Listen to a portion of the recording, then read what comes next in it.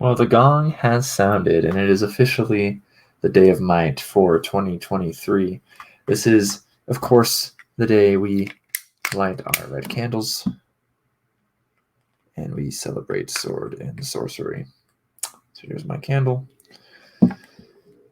and here is my root beer.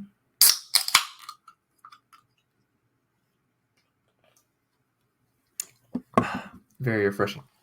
Now, I don't have great and mighty thews, right? Not very great. But the skull has spoken and says today should be a day to celebrate sword and sorcery. I'm going to read that proclamation for you from this is number 6 of Tales from the Magician's Skull, which came out in 2021. This is the third year, I believe, of celebrating the Day of Might. Yeah, so I will read this for you, though, so you have an idea of what the Day of Might is, and then I'll just tell you a little bit of my plans for the day. Greetings, mortal dogs. This winter it was brought to my attention that many of you murder trees, drag them to your home, set them alight, and sing songs celebrating a white-bearded red god who delivers gifts to the obedient and vengeance to the wicked. I found this fascinating, and when I inquired about other celebratory occasions, I was told about the Day of Hearts, when small images of life-sustaining organs are traded and devoured, and Avian Consumption Day, when the folk of this America gather to talk as little as possible while devouring millions of dead birds. As other holidays are described, each more disturbing than the last, it grew obvious to me that none of them celebrated the most glorious of all traditions, sword and sorcery. This is to be remedied at once. I, the Skull, decree that henceforth October 23rd is to be known as the Day of Might. True believers are to assemble with the summons of a gong, light a red candle in remembrance of the day I revealed myself to the modern world, then read aloud favorite passages from the greatest sword and sorcery tales. They are to trade sword and sorcery related gifts such as copies of the Hour of the Dragon, or Swords in the Mist, or issues of Tales of the Magician's Skull. They are to down mugs of mead or beer of the root, and then sing songs and celebrate the glories of sword and sorcery. Finally, they are to render praise unto me, the Skull, for my magnificent vision. Go forth to your priests and kings and tell them of my plans. Forget not the makers of calendars, who must add this day, for surely if February 2nd can be sacred to Ground Chuck and May 4th can be sacred to Star Trek, October 23rd can be sacred to us. I've been informed that there are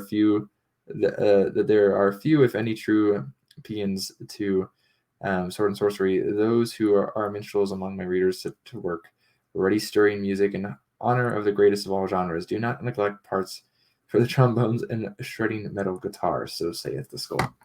So I will be listening to my favorite sword and sorcery song is "Swords Against Death" by Colossus, and I will actually be reading a little bit of Swords Against Death today for just research purposes. I'm trying to write another sword and sorcery story, and I wanted to look at one of these stories and hear for inspiration. But I will also, because I'm behind, I was hoping actually this review would come out today. Unless by some miracle, as this video is going up, I also have this review going up. I don't believe it will. I should be reading New Edge Sword and Sorcery issue 2, which is fine. It doesn't come out for a while anyway. So either that review is going up today or I'm reading some of that. So I'm getting some classic Sword and Sorcery with Liber. Fall from the Great Monster is my favorite. I know a lot of people, they like Conan, and I like Conan a lot too. But there's just something about Fox from Grey Monster, and I just can't get enough of. I know I like all the other stuff too. Maybe I should remedy my lack of Kane. I have not read Carl Edward Wagner's Kane so far, but I've read about all the other classics you could think of. Anyways, or at least tasted them if I haven't read them full. Those are my plans, and you should make some sword and sorcery plans as well, or at least drink some mead and drink some beer of the root, or root beer as we commonly call it.